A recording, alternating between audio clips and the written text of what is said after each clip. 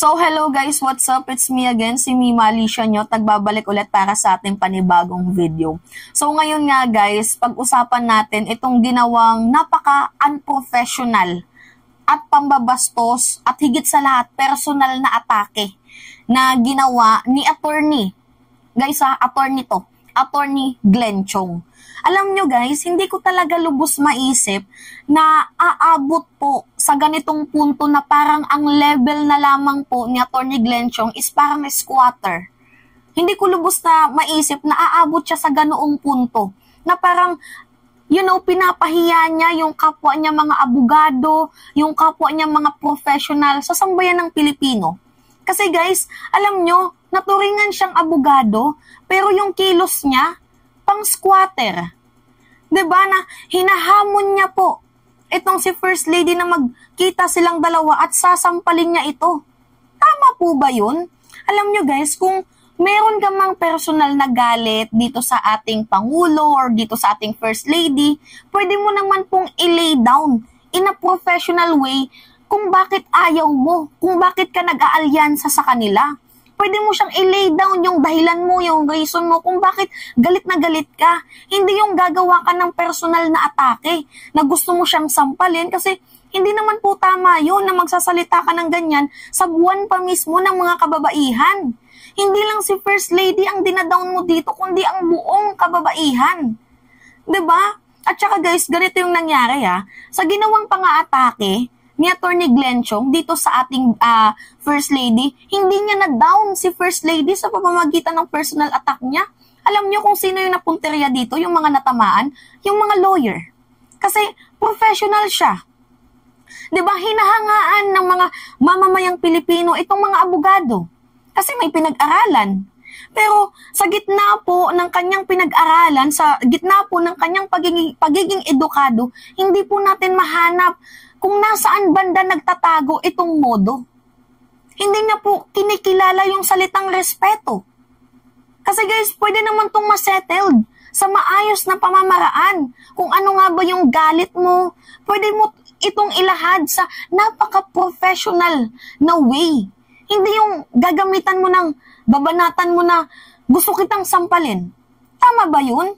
Alam nyo guys, sa ginawa ni Glenn Chong, mararapat lamang na madisbar or matanggalan ng lisensya itong taong to. Kasi hindi niya lamang po binabastos ang ating First Lady, bagkus binabastos niya din ang kapwa niya mga abogado. Kasi ang tingin na po ng mga mamamayang Pilipino sa mga abogado, pumangit na. Kasi ganito pala yung mga abogado. Ayoko na lang mag-abogado kung ganito lang din naman pala ang modo. 'Di ba? Alam nyo guys, alam ko din naman kasi yung hugot ni Attorney Glenn Chong. Kasi 'di ba itong si Vic Rodriguez, sinuportahan si President Marcos and nung naupo, inappoint. Pero dahil nga sa pag-appoint sa kanya, na dapat sana gawin niya yung trabaho niya ng maayos kasi 'di ba ang ating presidente niluklok ng taong bayan. So may tiwala ang taong bayan sa ating Pangulo. So ngayon nga guys, itong si Presidente, pinagkatiwalaan si Vic. Inappoint siya bilang Executive Secretary, kumbaga Little President. Ang nangyari, hindi niya ginawa ng maayos ang kanyang trabaho. Ano yung ginawa niya? Nagbenta. Nagbebenta siya ng posisyon. Allegedly. Tama ba yun? Itong si Trixie din, inappoint bilang Press Secretary. May ginawa ding kabalbalan. Tama ba yun? Na pinagkatiwalaan kayo ng ating Pangulo pero yung ginagawa nyo, hindi maganda. Ito namang si Glenn Chong, yung hugot kasi neto guys, kahit aminin niya man or sa hindi, ano siya, pinangakuan ko no, na i-appoint doon sa COMELEC. Paulit-ulit na nga po itong nag-submit ng ng papeles para dito sa appointment. Ang nangyari, hindi po siya na-appoint. So yun po talaga yung hugot dito ni Attorney Glenn Chong. Kung kaya't galit na galit siya, nag-aalyansa siya dito sa ating gobyerno. Yun po yun. So ngayon, ito yung kanyang video guys. Hindi ko lubos mawari, maisip na gagawin niya to. Panoodin natin Umabot na siya sa level ng pagiging squatter. Na lahat ng Pilipino ay luluhod sa kanya para magkaroon ng posisyon. Sasampalin kitang babae ka, hindi ako luluhod sa'yo. At hindi mo kailangan lang natin ay magkaisa tayo. Itong ating rally ngayon, hindi lang para sa akin, kay Pastor Kibuloy, kay SMNI, kay Atty. Cruz Angeles, kay Maharlika, ito'y laban ng bawat Pilipino. Babalik at babalik tayo sa question. Sino ang nagluklok sa inyo sa Malacanang? Hindi ang taong bayan. Si Smartmatic. Sige, Lisa, ikaw naman yata ang pinakamakapangyarihang nilalang sa mundo. Kasuhan mo ako. At humarap ka sa akin para masampal kita back to back. Kaya ko talaga sa kanya, wala akong galang sa mga taong tulad mo, Lisa Marcos. Yan, narinig nyo? At saka dito nga pala guys, di ba nabanggit niya, hindi taong bayan ang nagluklok sa'yo, kundi Smart Magic.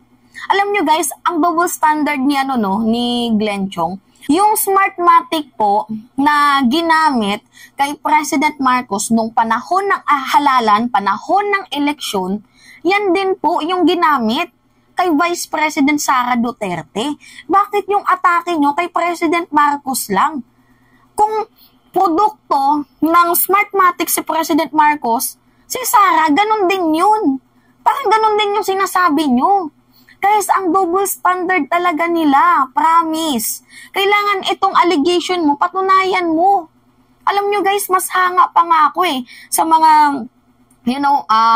rallyista na iba, yung mga opposition na rallyista. Kasi imagine guys sila, nakikibaka sila, merong facts, merong evidence. Diba na itaas ang sweldo ng mga teacher, itaas ang sweldo ng mga guro, diba? Inflation, mga ganyan-ganyang issue. Buti pa sila, mayroong pinanghahawakan na na reason kung bakit sila nagrarally.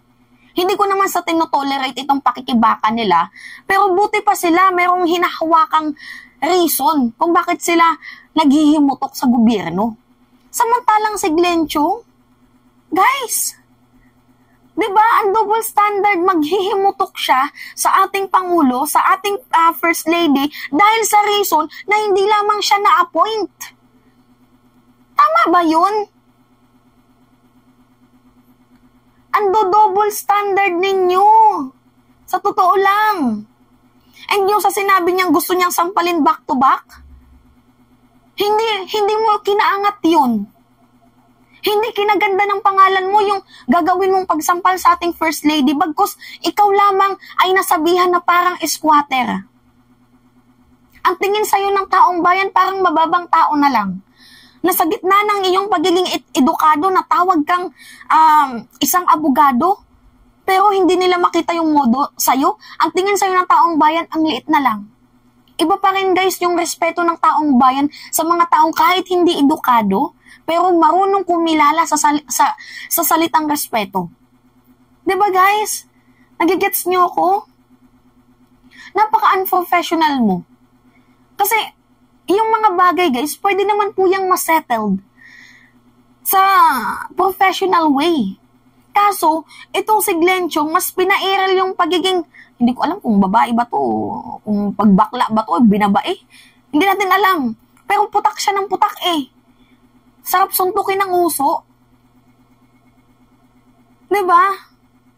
Hindi mo na-down si First Lady dito. Ang dinown mo yung kapwa mo, abogado. Yun. Anyway, it's me again guys, si Mima Alicia nyo at nagbabalik ulit para sa ating panibagong video.